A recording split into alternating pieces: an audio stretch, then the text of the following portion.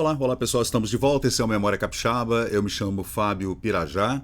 Eu sou radialista, mais apaixonado por história, geografia, apaixonado por literatura, língua portuguesa, línguas em geral, né?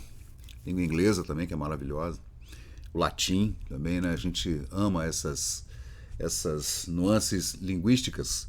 E assim, a minha grande paixão no momento é estudar a história do meu estado, né, do Espírito Santo.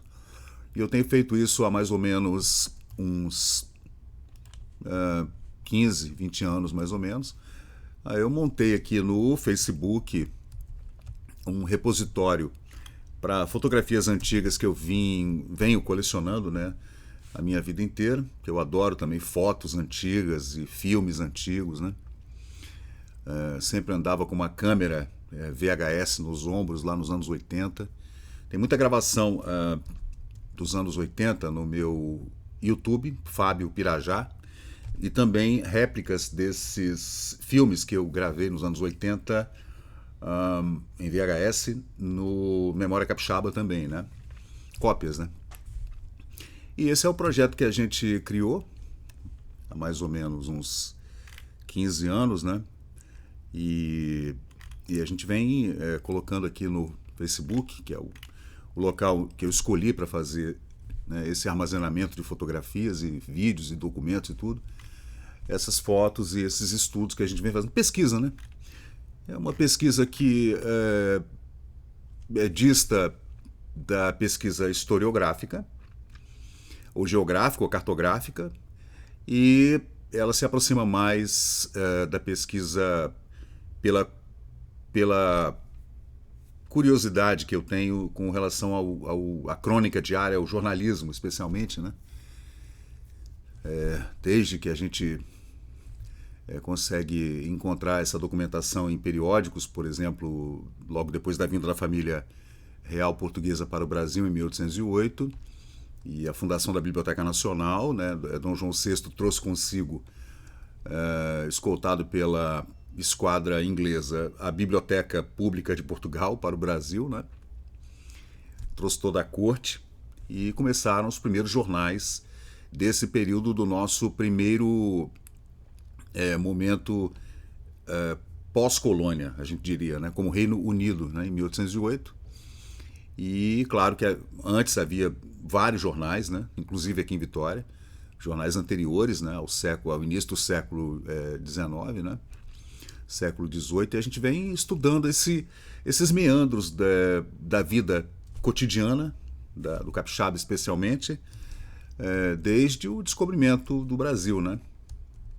Desde a fundação da capitania do Espírito Santo por Vasco Fernandes Coutinho e aqueles primeiros 70 colonos que chegaram aqui em 1535.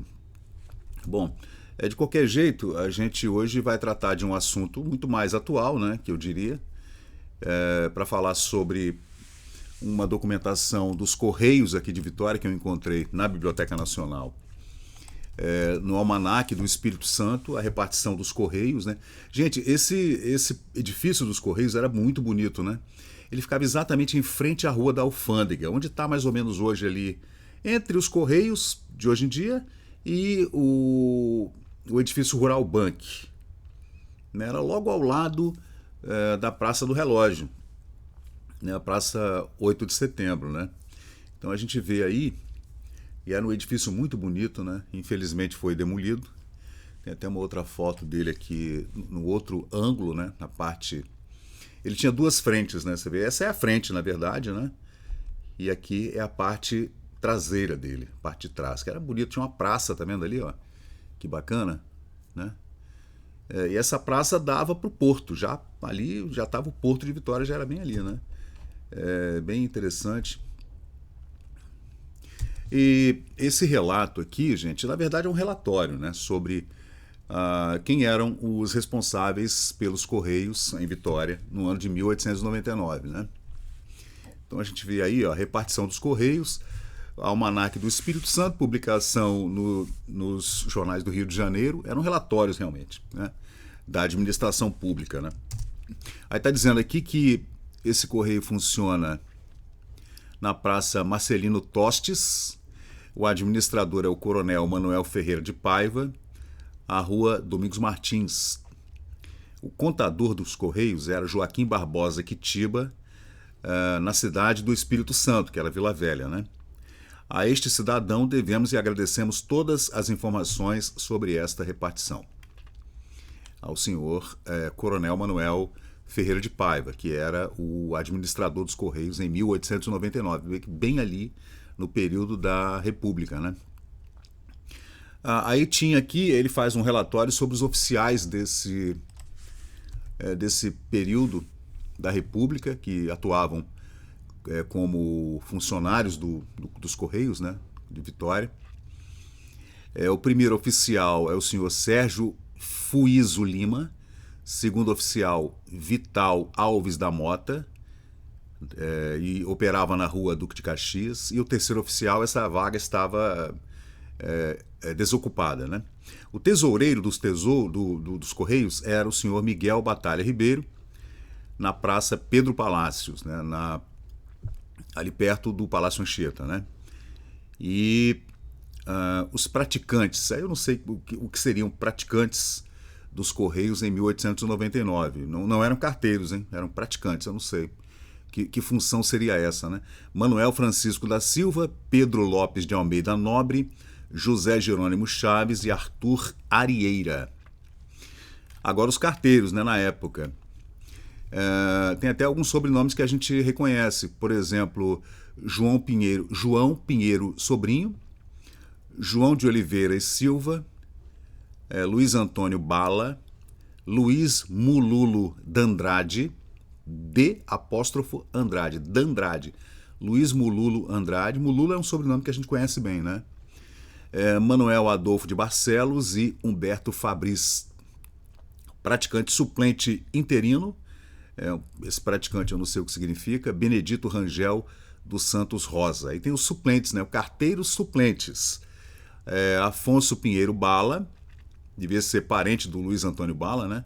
E o interino Manuel Furtado de Mendonça. O servente era Manuel Antunes da Silva Faria. Esses homens trabalhavam aqui nessa agência, gente, ó, na administração dos Correios. Eu fico imaginando como era antigamente como é que funcionava, né, essa logística da entrega de correspondência e de pacotes, claro, né, do Correio. Porque chegava correspondência e pacotes pela Leopoldina, pela Estrada Ferro Sul do Espírito Santo, né? E chegava de navio também, né? De navio também. E às vezes chegava a cavalo, de outras administrações, de outras estações dos Correios, né, do Espírito Santo, em outros locais do estado, né? Aí a gente vê aqui as agências e os responsáveis em várias cidades e paradas aqui do Espírito Santo, são muitas, né?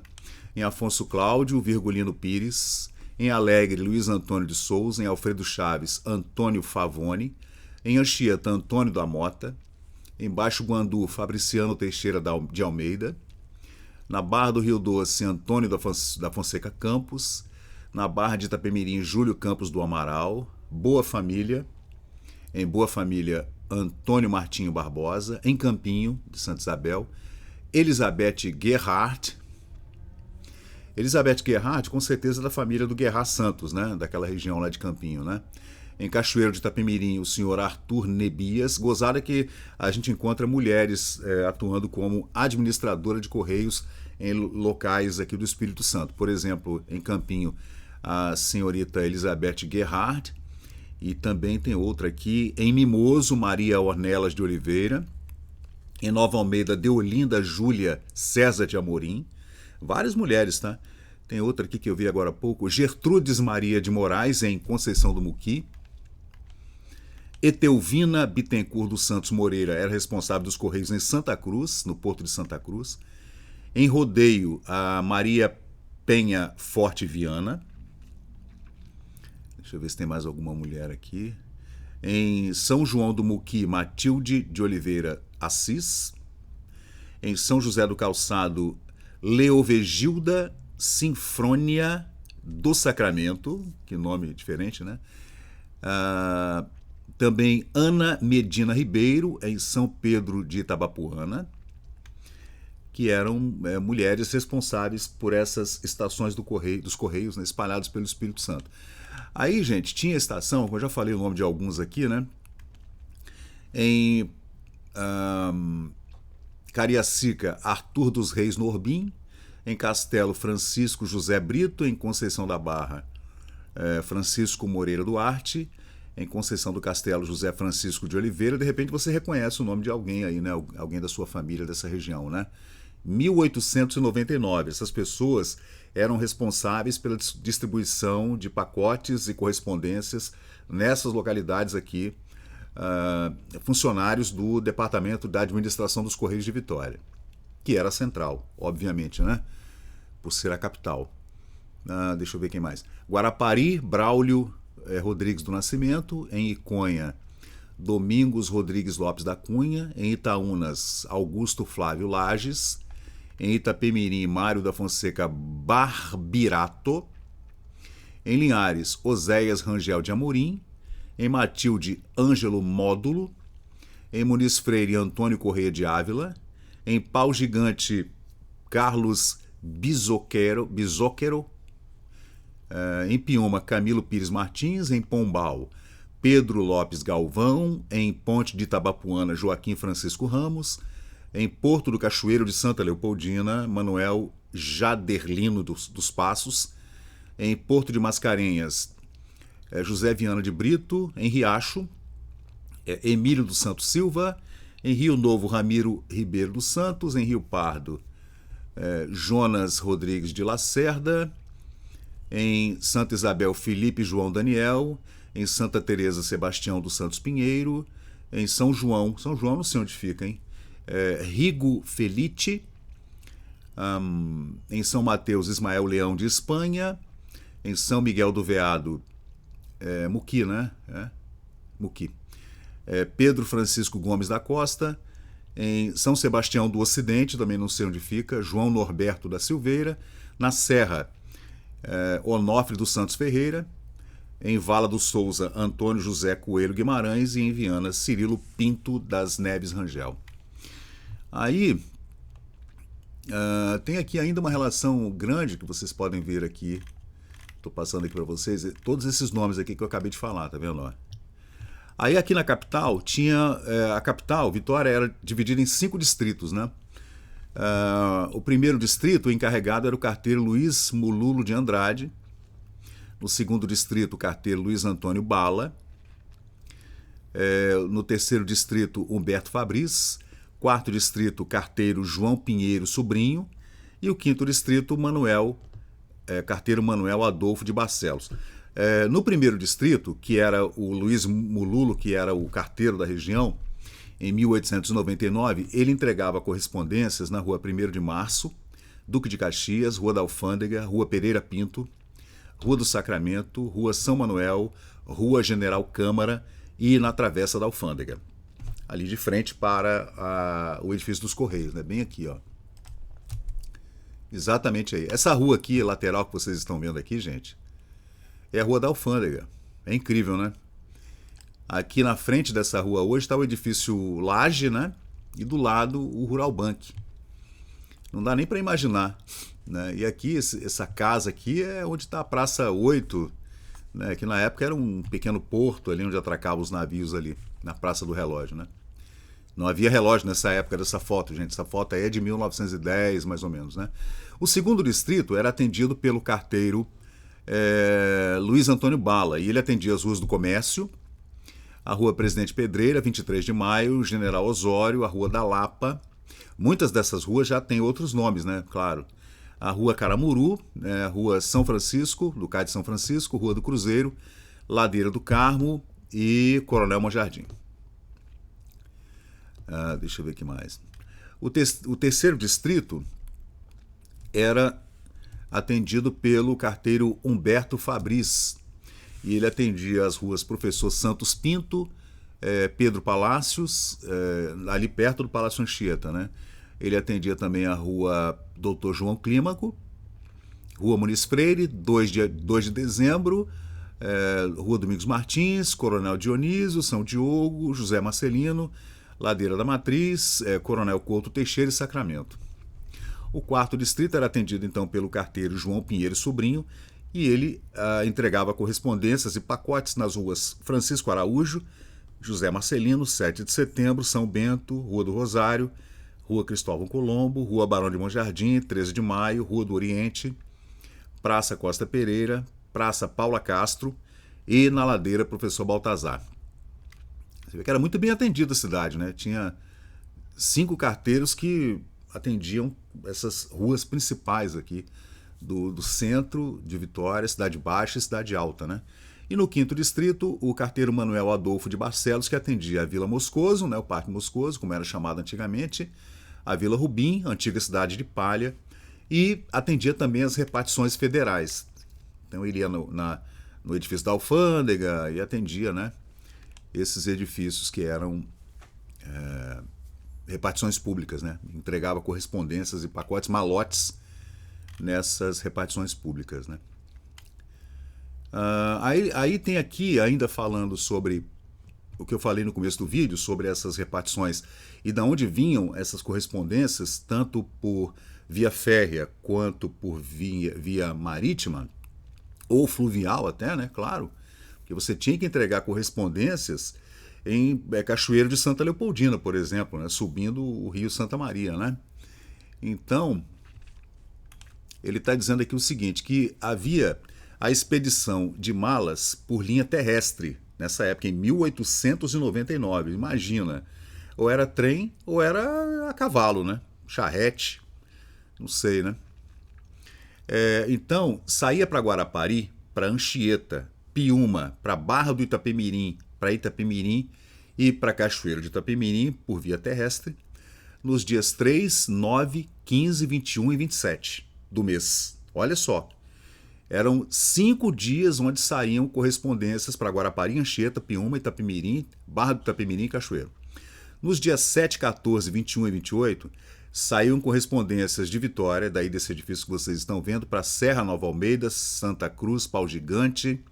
Pau Gigante é Ibiraçu, tá, gente? Riacho, Linhares, Barra do Riacho, Linhares, Barra do Rio Doce, Conceição da Barra, Itaúnas e São Mateus. Imagina quantos dias essa correspondência não demorava para chegar lá no Mucuri, né? Lá em São Mateus.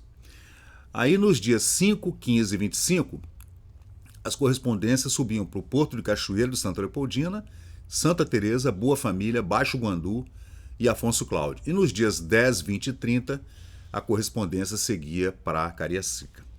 E as pessoas ficavam ansiosas esperando correspondência de familiares, de pessoas que estavam viajando, né, de namorado, namorada, né?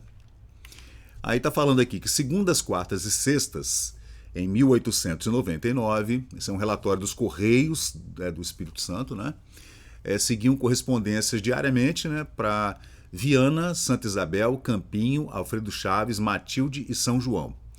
Também o Correio de Vitória expedia via marítima correspondência para Guarapari, Anchieta, Piúma, Iconha, Alfredo Chaves, São João, Matilde, Barra do Itapemirim, Itapemirim, Rio Novo, Cachoeiro, Alegre, Pombal, Veado, Calçado, Mimoso, Muqui, São João do Muqui, né?